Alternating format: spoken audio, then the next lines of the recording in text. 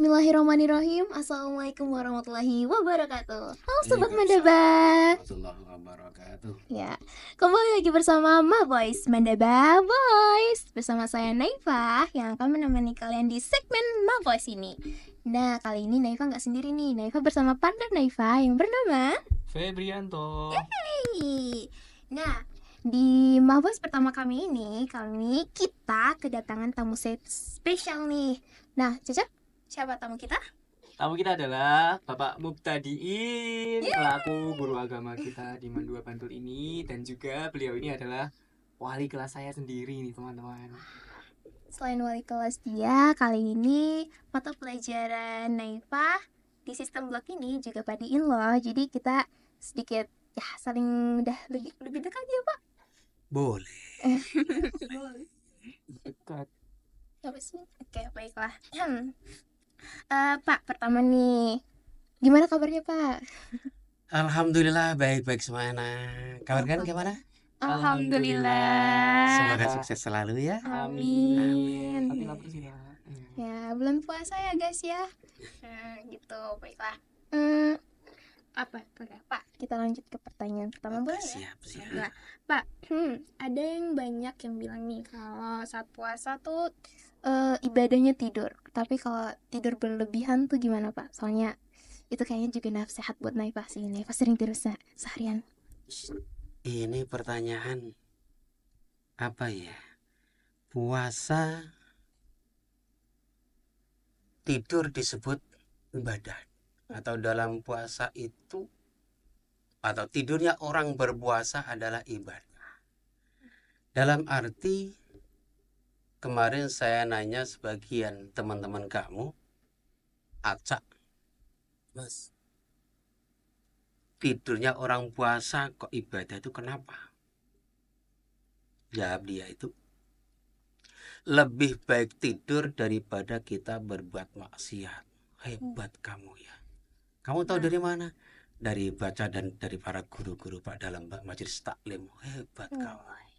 Artinya kalian berdua harus tahu tidurnya orang berpuasa itu ibadah, dalam arti dia bisa meninggalkan kemaksiatan yang tanda kutip pada siang hari itu atau malam hari. Kalau malam hari tetap tidur ya.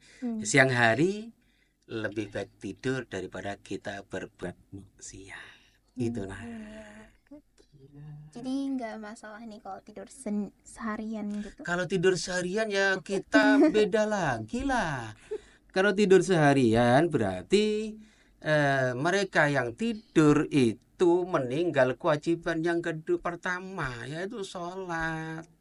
Zuhur kan wajib, asar juga wajib. Kenapa dia tidur seharian dari pagi sampai sore? Berikan hilang kewajiban yang sholat dan kewajiban sholat wajibnya itu kan. Berarti tambah dosa. Ya, itu loh. Intinya tidurnya orang yang berpuasa yang disebut ibadah itu tidak serta-merta meninggalkan kewajiban. Ibadah itu karena dia bisa meninggalkan kemaksiatan. Kenapa? Dia tidur, tidak mungkin dia berbuat maksiat. Gitu. Oke? Oke, baik. Setelah mendapatkan penjelasan ini saya tersindir. Aduh. Sudah. Berarti tidur seharian itu tidak baik ya Pak. Ya, di dalam ilmu dokter juga saat kita tidur siang terus-menerus itu tubuh kita akan dehidrasi ya. Pinter juga ini anak saya. Nah, selain itu juga tidur siang juga diperlukan. Dari tanda kutipnya, jangan berlebihan saja Pak. Gitu. Oke, saya ingat. Kalian sebut berlebihan. Sesuatu kalau dilakukan berlebihan termasuk ibadah pun tidak baik. Ibadah loh itu. Contoh, siang hari kita hidup di dunia harus apa? Beribadah. Kalau siang hari beraktivitas kan? Nah, aktivitas untuk mencari rizki dari Allah. Dalam bahasa Jawa itu nyadong rizkine Gusti Allah lewat bekerja. Tapi kalau siang hari tidur, Itu ibadah, sholat terus. Nah, mana bisa itu? Umar bin Khattab mengatakan, Innas sama ala tumtiru haban wala fiddah. Bahwa langit tidak akan menurunkan emas dan perak. Yang turun apa? Dari langit itu yang turun. Hujan kan? Hujan bisa jadi emas. Hujan bisa jadi perak itu.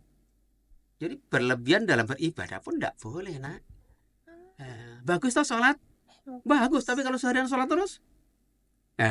Jadi tidak bagus. Ada lupa dengan kewajiban merawat, mengurus, menafkahi keluarga gitu.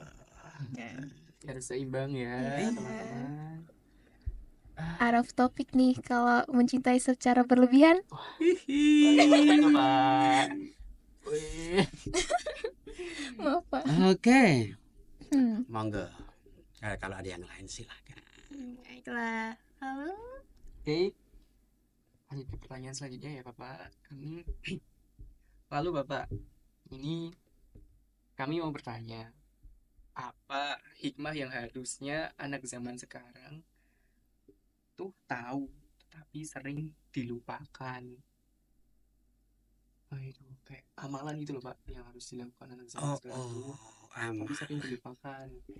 Mungkin beberapa amalan. Apa ya? Saran dari Bapak. Amalan yang sering dilupakan oleh, saya sebut secara umum ya. Nabi pernah bersabda, nikmatani maghbubun fihi ma katsirun minanas. Ada dua kenikmatan yang sering dilupakan dilahirkan oleh manusia. Yang pertama adalah kesehatan. Yang kedua adalah kesempatan. Sehat dan kesempatan. Biasanya kalau orang sudah sehat, dia lupa sakit. Dengan sakit tuh lupa. Dia dengan sesuatu yang ada di depannya, enak banget, pasti dimakan. Pasti dimakan kan. Terus sekarang juga tuh, enak ini dimakan apa?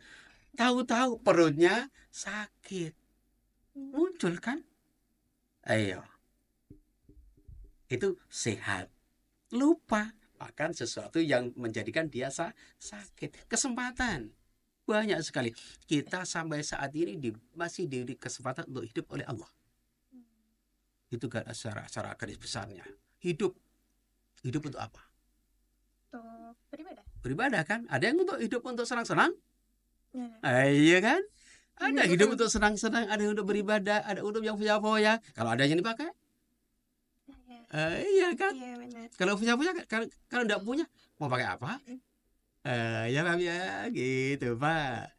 Jadi sebenarnya kalau kita punya motto hidup adalah bermanfaat, itu hebat sekali. Ada saya lupa hadis atau ungkapan itu. Khairun nas anfa'uhum linnas, sebaik-baik manusia yang bermanfaat bagi manusia yang lain. Itu no.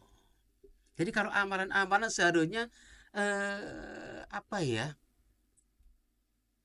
Ada hadis itu. Berapa? 7 golongan yang salah satu di antaranya wasyabun qalbuhu mu'allaqun fil masajid. Pemuda yang hatinya selalu bergantung di masjid. Bukan hati yang digantung itu, bukan. Kegiatan itu, saya itu pengen di masjid, saya itu pengen di masjid. Kenapa? Ibadah. Ada di masjid tidak ada. Pernah di masjid ibadah pada orang yang punya akal. Tidak akan dipakai itu, Mas. Masjid tempat ibadah untuk berbuat kemaksiatan. Itu ya. Jadi untuk anak-anak muda, kalau kalian semua itu paling tidak akal dipakai, ya, hati dipakai, rasa juga dipakai, dan tidak kalah penting, saya sebagai apa, saya harus berbuat apa. Kalau itu bisa kamu lakukan, wah hebat kamu. Siapa tahu di sini seorang murid, kalau di rumah seorang anak, kalau di jalan pengguna jalan, di lapangan penonton bola, di masjid jamaah. sama enggak perilakunya? Berbeda. Berbeda kan? Artinya siapa saya, di mana saya berada, itulah kuncinya. Selamat itu, saya yakin bisa selamat. Tinggal balik kepada pribadi masing-masing. Itulah nak ya. Di sekolahan sebagai murid, kamu kok sok pinter? Enggak bisa. Kalau pinter beneran bagus. Yang sok-sokan itu ya enggak boleh. Sepakat ya? Sepakat. Sok cantik boleh enggak? Ya enggak boleh. Wah, nggak Kalau boleh. cantik beneran, oh boleh itu. Oke, bisa dilanjut kalau ada. Oh Kak, tadi bilang kalau di dunia itu hidupnya untuk beribadah dan bukan tempat bersenang-senang. Jadi salah nggak sih kalau manusia bersenang-senang gitu di dunia? Maksudnya kayak ya lebih sedikit bersenang-senang gitu dalam dunia gitu. Berlebihan. Bisa aja kamu, Pak. Oke. Di dunia itu memang apa ya, di Quran itu lupa saya. Dunia itu tempat bermain, tempat permainan. Pernah senang enggak? Pernah. Enggak. Permainan tuh senang, menyenangkan enggak? Menyenangkan. Menyenangkan toh? Mhm. Artinya dunia itu juga tempat fata morgana. Jelas enggak fata morgana itu? Kelihatannya ada air bergelombang. Kita cari sekarang, dihampiri, yang ada apa? Hamparan kosong, gitu kan? Itu nak. Artinya bersenang-senang itu boleh, tapi harus tahu waktu dan kapan, dengan apa dan saat apa. Senang itu boleh. Alhamdulillah saya dapat rezeki dari Allah. Berupa apa? Kesehatan. Pernah mensyukuri itu? Tidak kan? Iya. Berupa kesehatan, nikmat yang tiada tara itu, Mas. Ya nak ya. Kita bersyukur itu senang-senang. Terus apa, traktir temennya di kafe. Wah, itu foya-foya itu namanya. Itu harus ngajak saya loh. Harus ngajak saya itu. Ajak saya juga. Ya Pak ya. Bersenang-senang boleh. Asal jangan melampaui batas, itu aja. Tahu batas kapan saya senang, kapan tidak. Dan di mana, saat apa. Harus tahu batasnya. Orang yang tahu itu berarti dia paham tentang agama. Itu dah. Mantap sekali pertanyaannya, hebat ini. Yes. Menguji mental juga ya. Karena ini kan pertanyaan tuh sebenarnya juga lebih ke gengsi seperti kita. Sedikit menyindir, sedikit terkena mental sedikit. Kita sebagai